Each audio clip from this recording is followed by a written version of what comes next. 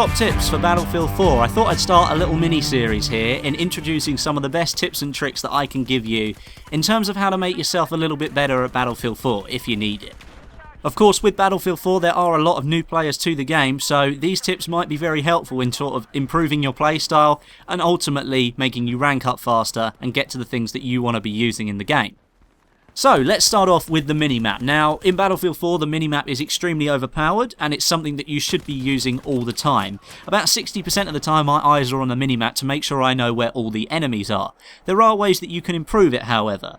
By using the N key on a keyboard if you're playing on PC, you can control the zoom of the minimap. Now it's set at auto, which obviously auto focuses depending on the size of the map and the area that you're currently in, but I find that it's probably better to be using the 50-meter function.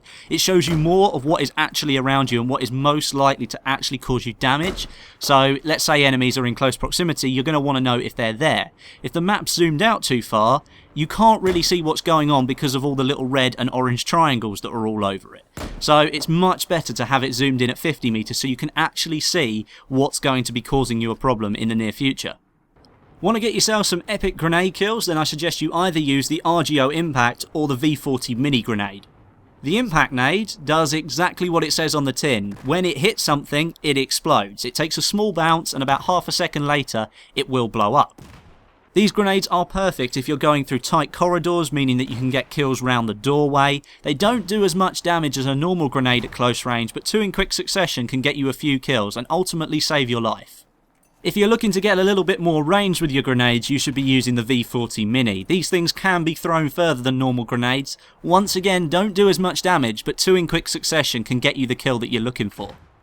The revive system in Battlefield 4 has some subtle changes from Battlefield 3. You're now able to charge up your defibs if you want to. You don't have to, and if you revive somebody without doing so, you get 20 points. You can choose to charge them up if you want to, and how long you charge them up for will equate to how many points you get for the revive. Neat little trick here. If you defib somebody to 20% health, which is where you just get your defibs out, click at somebody and revive them, then drop a med pack, you're getting 2 for 1 here. It will increase your stats on how many heals you get and revives at the same time. If you were to revive somebody to 100% by charging up your paddles, you wouldn't get any points from your med kit. In the end, either way you choose to revive somebody, you will only get 100 points for it, but at least it gets you in the practice of dropping the med pack. If you got it, drop it. Now we all know that the China Rising Bomber is a little bit underpowered, but there is a way that you can get a little bit more ammunition for that thing. When you first get into the bomber, make sure you designate one of your JDAM bombs straight away. The ammo pool will start to regenerate. It does regen very slowly, but at least on 3 of the maps, Silk Road, Dragon Pass and Altai Range, you're able to fire more than one set of JDAM bombs. In fact, you can get 3 sets off if you're lucky. When the ammo bar has got all the way to the top, fire the remaining 3 JDAM bombs on a target that you're looking for, and instantly the next 4 will load straight back into the ammo slot, which means you've got 4 more JDAM bombs, totaling 7 in one shot. You can do some absolutely devastating damage in a small area with those things. One more thing for this episode, if you're hip firing and then you choose to ADS, you're going to keep the same bullet spread as if you weren't ADSing. So what you need to do is burst fire the hell out of that gun. Here's an example.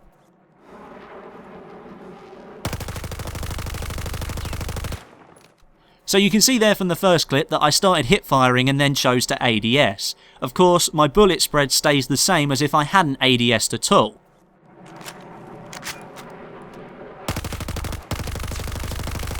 In this example, I chose to burst fire the gun after I went down into ADS mode, and as such, my bullet spread reflects that by being reduced. And ultimately, I'm going to be able to kill the person that I'm actually aiming at. But that's all for the first episode of Battlefield 4 Top Tips. Make sure you leave a rating and a comment, and subscribe if you want to see more Battlefield 4 content here. But my name is Westy, and I'll catch you guys in the next video.